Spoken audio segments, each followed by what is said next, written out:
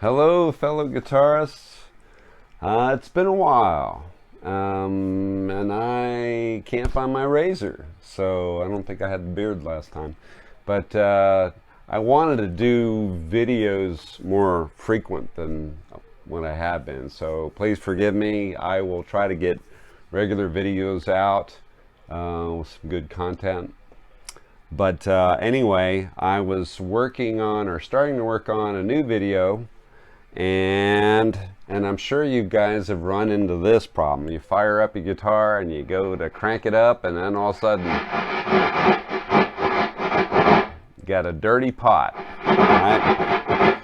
So, and then this could be volume, well, be volume or tone, but you can get the same sort of garbage, the same sort of noise. So anyway, I'm going to show you how to clean that up, and we'll get started right now.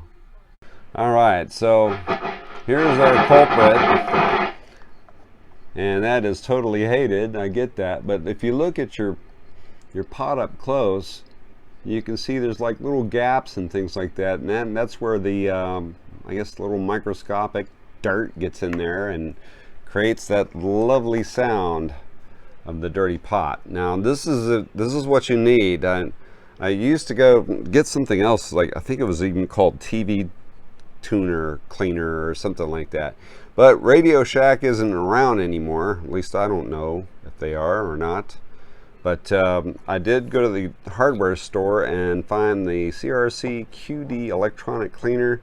You want to get this stuff. It's safe for sensitive electronics. It's quick drying. You're not going to use a whole lot of it. You're just going to just little, shots of it. Because you can ruin the pot if you do it too much. Let's see. The very important thing to do is to make sure you turn everything off. So get the amp turned off, unplug it. That is the best thing. Otherwise you could, fry your pot, and you don't want to do that. That sounds kind of funny, fry your pot. Anyway, moving on. Okay, I've got it all ready to go. Got my little red straw, or whatever you want to call it, attached in, and I'm going to go in and basically just lightly spray inside the pot here. Just a little quick little, and then I'm going to do this. You want to basically, it's almost like you're cleaning it, so you want to let it dry and work its magic, and hopefully I'll get this in the first time around. That'll be great. So yeah, you just kind of move your volume pot back and forth, and that helps clean it. So let's fire it up and see how we did. All right, back with you guys, and guess what? I got it with the first shot, so no noise other than just the normal electronic noise. I got this amp cranked pretty high too, so I get feedback and everything. But you see right there, that shh sound is gone. So this stuff works great. Give it a try. So now back to our regular scheduled programming. Anyway, I've been doing some study, due diligence on the attenuators, and I must say this little guy is a whole lot of fun. It's like having a master volume after you've dialed in the tone you want. Like I said, it's another master volume after you get that sweet tube saturated sound. I'm playing through an EVH 5150 Stealth model. I think it's the last model that Edward developed.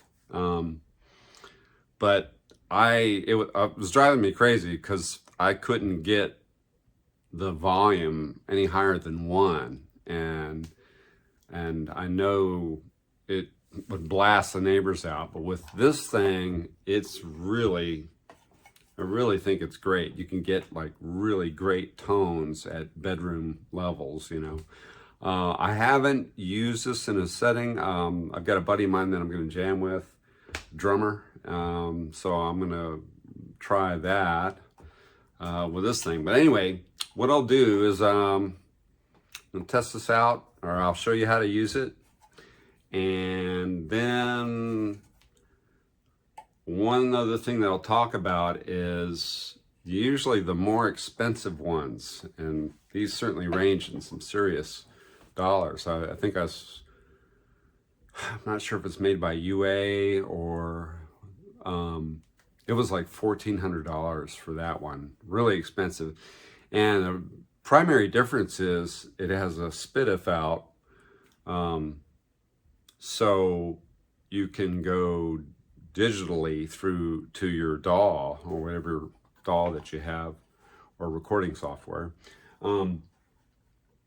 So I'm going to just do a comparison to this cheaper one just to see how it sounds. I mean, it may sound like crap, I don't know, but we'll find out, and we're gonna start right now.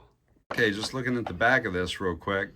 You're gonna go from your amp input, and your amp's gonna specify either, usually it's 8 or 16, but in my case it's 16. So I'm gonna go from the output of the amp into the input of this box, and then I'm gonna run a speaker cable. Remember, the speaker cables are a little bit thicker and they're not shielded like the regular guitar cables. So anyway, so this comes from the amp, and then this goes out to your speaker cabinet, and you'll be good to go. Right here, this is the emulated mic that I'll be testing later, so we can just see what it's like when it's plugged up to a DAW.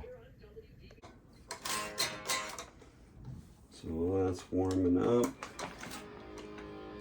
So anyway, what I have my gain probably about 10 o'clock. I am in the 3rd channel, so my gain's about, like I said, 10 o'clock. I'm running a low about 1 o'clock, a high about 2 o'clock, a mid about right at 12 o'clock, and the main volume is at 12 o'clock, and my presence is about 3 o'clock. So you can probably see all that. Anyway, you can hear it. This is before any volume is turned up on this thing. So here we go.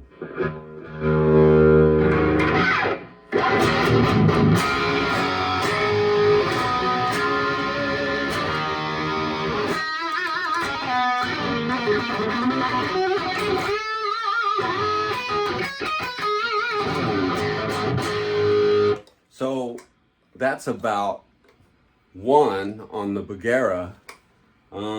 I could go up a little bit more, see if we can get...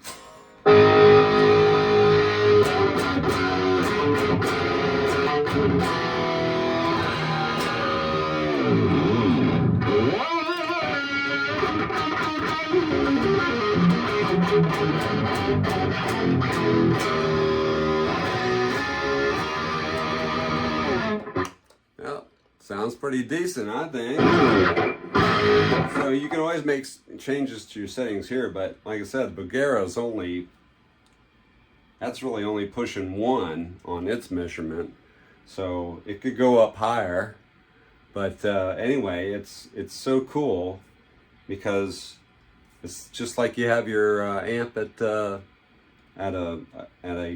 great volume for tube saturation. So gotta love it.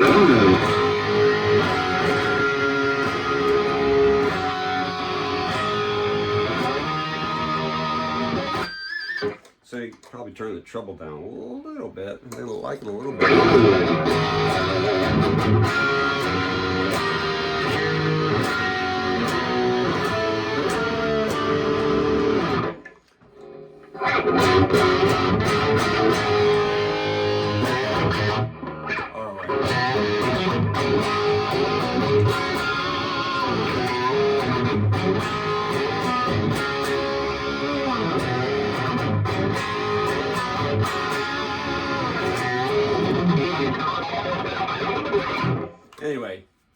think it sounds great. It's really awesome. You get great tones, and like I said, you can still manipulate it to the way you want it, but you know that at least that your tubes are at full saturation. So that's what we want. Let's check out some other features. Okay, the last feature I'm going to show you is going to be right here. We're going to run an XLR from the XLR output of the Bugera right there, and just run it straight to my Quantum 2626. That's going to be over here. So it's just going to go into that Quantum 2626, and let's check it out, see how it sounds.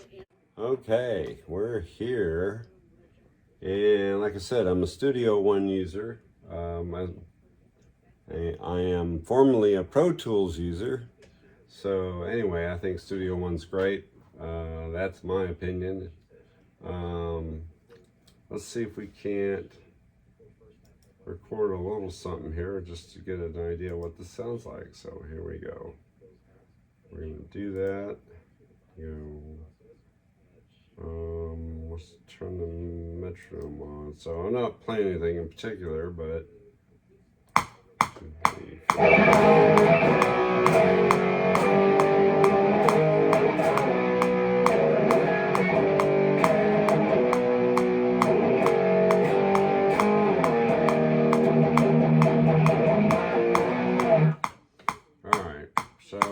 a whole lot of nonsense, but I just want to hear what this sounds like. So play it back.